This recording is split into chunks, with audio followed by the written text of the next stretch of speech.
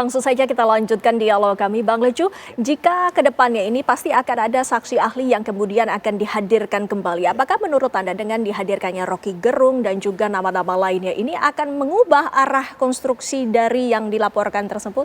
Kalau merubah status tersangka itu menurut saya tidak ya.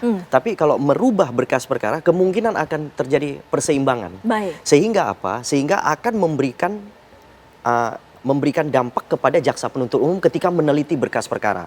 Tetapi ya kita berharap agar jaksa memang benar-benar meneliti berkas perkara, kemudian objektif terhadap berkas perkara agar ketika mungkin nantinya berkas perkara dinyatakan P21 itu juga benar-benar dengan hati-hati menyidangkan perkara tersebut. Karena kenapa? Ini kan merupakan perkara perhatian publik, ya kan, yang sudah diketahui oleh seluruh masyarakat di Indonesia, yang mungkin ada pro ada kontra, ya kan, ada yang berharap ini RRT dihukum, ada yang berharap RRT tidak dihukum. Ya, artinya disinilah kita menguji nanti objektivitas daripada jaksa penuntut umum. Jadi semuanya apa yang dilakukan oleh PH daripada tersangka itu silakan diperkenankan. Itu untuk memperoleh keseimbangan. Keseimbangan tersebut. Pak Ahyar sendiri menilainya dengan adanya keterangan dari saksi ahli ini, apakah ini justru melemahkan pasal-pasal yang disangkakan? Apalagi nanti mungkin dakwaan justru dari pihak kejaksaan. Iya, terutama yang itu tadi. Kalau memang pasal 27 enggak itu, apakah itu nanti akan diungkap oleh pihak ahli yang ininya? Tentu bisa berubah konstruksi dakwaan kan? Iya. Yang udah disusun draftnya ini oleh, so pasti di resume ada pasal di bawah biasanya di situ dalam kesimpulan. Karena ini berubah yang di atas itu, tentu ini di bawah. Apakah bisa dirubah begitu saja oleh pihak kepolisian nanti? Apakah bagaimana dampaknya? Itu tentu pihak Bung Aziz tentu akan mengkritisi. Oh, nggak bisa begitu aja dong. Mau lihat apa dulu? Apakah dikeluarkan dulu SP3 atau apa gitu? Nah, inilah kita menarik menurut saya. Kalau nggak juga ikut bolak-balik ini memang itu dalam pasal 138 kalau nggak salah ya. Bolak-balik itu P19 itu balik lagi nggak ada batas. Karena ketika KUHP yang lama itu saya ikut. Ya, saya ikut ya, sebagai mahasiswa di saat itu. Tuntutan dari pihak kepolisian itu ada batas sebenarnya 138 kalau nggak salah bolak-balik itu. Tapi ini tidak bisa. Pihak kejaksaan mengatakan kita harus firm dulu baru kami lakukan. Nah, sekarang kan ada jalan tengah kan. Kalau nggak ada itu mereka akan rapat lagi. Jadi memang ini pasal yang dari dahulu ini rame dibicarakan. Di dalam saat sekarang kalau ada bolak-balik kan mereka akan rapat bersama kan, itu dalam KUHP kita yang baru solusinya kan begitu. Nah, kita lihat saja bagaimana pihak kejaksaan, tentu pihak kejaksaan, karena di kepolisian hanya menurut saya akan menambahkan berkas resume perkara itu kepada kejaksa, ditambah lagi resume sekian, ditambah lagi nanti dengan pemeriksaan semua, apakah yang diajukan ini aja ahli aja atau juga mungkin juga saksi fakta, kita nggak tahu. Tentu semuanya menurut saya disampaikan ditelaah oleh itu, ini tindak pidana atau bukan. Bahwa jaksa sudah mengatakan iya kan, tapi kalau belum mengatakan oh tidak, bisa saja terjadi di situ. Kalau pihak kepolisian nggak ada SKP 2 kan juga dimungkinkan juga pihak kepolisian untuk menghentikan penuntutan. Kita lihat saja nanti. Apakah itu nanti juga Bung Aziz CS akan mengajukan pra peradilan?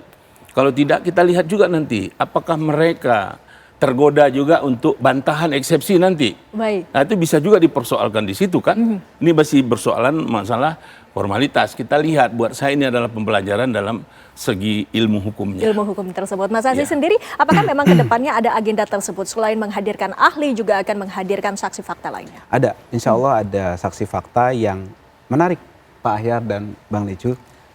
Saksi fakta ini memperkuat ya argumen kami dan juga RRT bahwa ini lagi-lagi sangat tidak layak.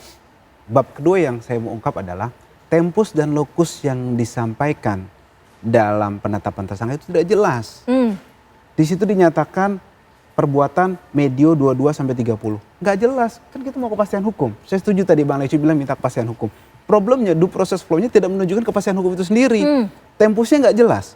Lokusnya dituduhkan antara di sini ada beberapa tempat. Padahal di beberapa tempat itu sendiri yang dituduhkan, itu RRT nggak hadir. Bagaimana bisa?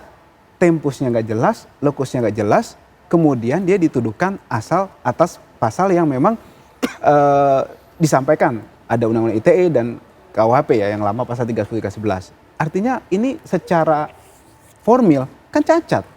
Bagaimana seseorang dituduhkan sesuatu tindak pidana, lokusnya nggak tahu di mana, belum jelas gitu kan. Kemudian tempusnya, waktunya juga tidak tahu. Lokus delicti dan tempus delicti itu pengetahuan saya gitu kan, itu sangat penting dalam penetapan tersangka dan kelanjutan perkara. Kalau nggak jelas bagaimana dia bisa yakin? Jangan-jangan ya ada pengaruh non yuridis di sini. Nah, itu yang kita sangat menolak hal tersebut. Baik, Bang Lecu, boleh langsung tanggapi. Secara formil ini bisa dianggap ada kecacatan di situ. Iya, menurut saya karena saya salah satu daripada pelapor, ya kan, ketika saya menyerahkan barang bukti itu sudah kami susun. Ya, sebenarnya terkait tempus dan lokus itu sudah kami tentukan, ya kan, sudah kami tentukan, kami buat rangkaiannya dengan rapi, makanya kami serahkan kepada penyidik. Jadi kalau memang menurut Bang Aziz memang ada yang tidak sinkron atau memang dianggap tidak benar, ya kan, yang kemudian mempengaruhi penetapan tersangka ini, ya memang landasannya adalah lebih baik diajukan pra-peradilan untuk menguji kebenaran daripada lokus dan tempus tersebut. Tetapi kami karena perjalanan begitu panjang, kami sudah menyajikan lokus dan tempus yang sudah tepat, yang kemudian diuji oleh pihak kepolisian dan saksi ahli yang dihadirkan oleh pihak kepolisian yang kemudian akhirnya menetapkan status tersangka pada para terlapor. Jadi menurut saya terlalu dini ya kita menyampaikan bahwa terkait dengan pemberitaan itu bahwa ada yang keliru gitu. Jadi menurut saya itu terlalu dini. Tapi apabila memang dianggap ada kekeliruan, silakan diuji di pra-peradilan. Iya, Bang Aziz? Iya, kalau yang saya sampaikan tadi lokus dan tempus, beliau tadi sampaikan sudah menjelaskan. Justru saya men-challenge beliau dan Pradi Bersatu dengan segala hormat tidak memiliki legal standing terkait pasal yang dituduhkan. Saya katakan tadi kan, pasal 27 itu harus sudah dianulir oleh putusan Mahkamah Konstitusi nomor 105. Harus tidak boleh organisasi, korporasi, harus individu, dan juga harus yang bersangkutan. Pertanyaan kami dengan segala hormat, apa yang dirugikan oleh Pradi Bersatu terkait riset dari Roy Suryo, Rismond, dan Tifa, kan begitu?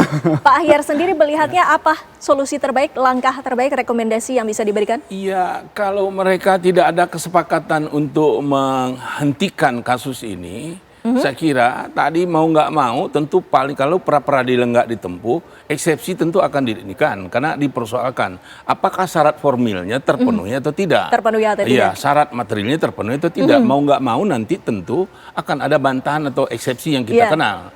Kecuali ya udahlah kita nggak mau di situ, mau di sana aja. Nah, kita lihat nanti. Biasanya sih kalau pengacara dia akan selalu lihat di mana sih lobang-lobang untuk formalitas, dia akan artinya masih panjang begitu Pak Ahyar? Panjang perjalanan, masyarakat juga harus sabar kita menunggu, nikmati saja bagaimana hukum itu berproses. Yang kita minta tegakkanlah hukum sesuai dengan tujuan hukum, imparsial dan equality before the law dilakukan di situ. Ini pendidikan hukum yang baik menurut saya. Baik, Pak Ahyar, terima kasih banyak. Pak Ahyar, terima kasih Bang Lecu, terima kasih juga Mas Aziz waktunya bersama kami di Apa Kabar Indonesia Malam. Dan pemirsa, setelah dialog ini kami juga akan menghadirkan sejumlah informasi lainnya selepas jeda pariwara berikut ini.